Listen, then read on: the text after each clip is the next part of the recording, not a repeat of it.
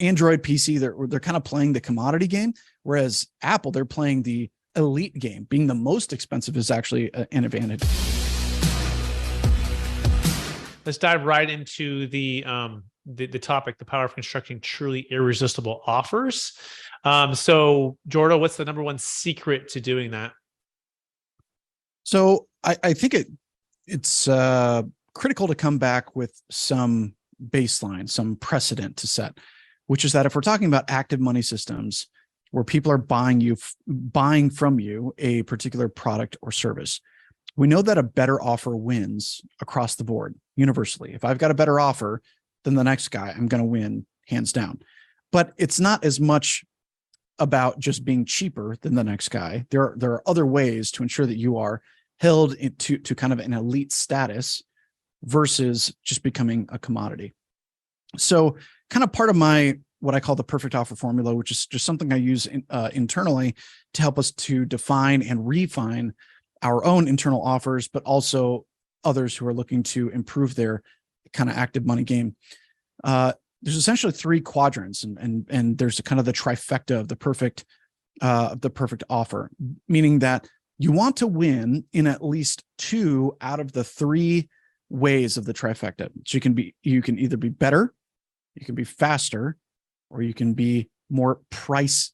The price to value comparison is greater. So what do we mean by that?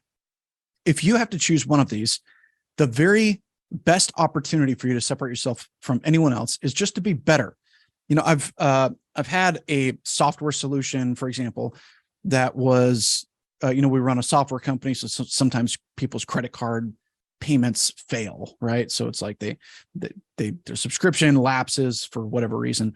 And we had a software that would go out and send out some automated emails to try to reclaim some of that subscription revenue. But it wasn't super effective. Maybe it could reclaim about 5% of the lost funds, for example. But this other team came along and they said, hey, we'll charge you between $1,000 and $2,000 or whatever a month. And they manually reach out to these members to create the very greatest possible outcome. And they actually recover about 50%. So, I was losing right when I started with them, probably $15,000 a month in just lost credit card failures, or they got a new card or they just need to update it. And so they provided a service that makes it literally irresistible for me if I don't do it, I'm stupid to not do it. So I think all of us can think about, how can something be better? How can it perform better? How can we ensure that the service is better? The second caveat to that, or the second portion of the trifecta, is being faster. And so, for us as an example of this, although it happens to be quite internal, a lot of people who are running sales funnels, they're using ClickFunnels or Kajabi or maybe Samcart or some of these other platforms. And one of the biggest things that they're missing is page load speed.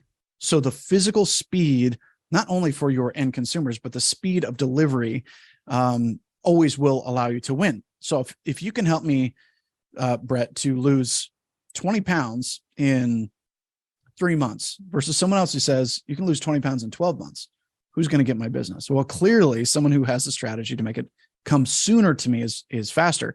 In the same way that our pages and drop funnels, they happen to load very fast, which means that your consumers can get what they're looking for much sooner. And we're talking about hundreds of milliseconds where the difference is really being made. And so, but a lot of these systems, they'll load your pages in 10 or 12 seconds.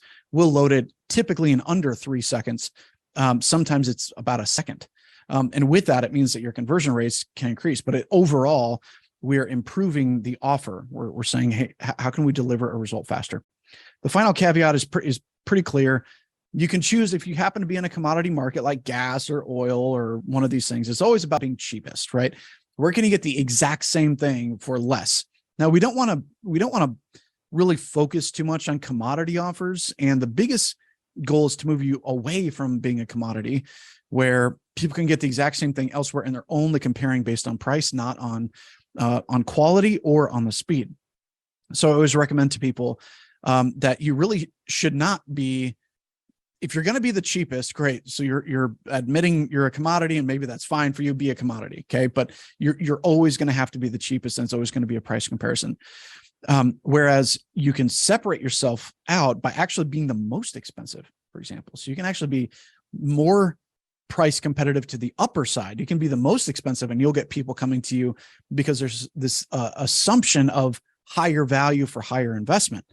And I think we look at iPhone versus Android. I mean, a lot of Android or PC related products tend to be significantly cheaper, even with higher tech specs. They tend to run, everyone's got, I know it's a big battle out there, but PC and Android type products, I'm a fan myself.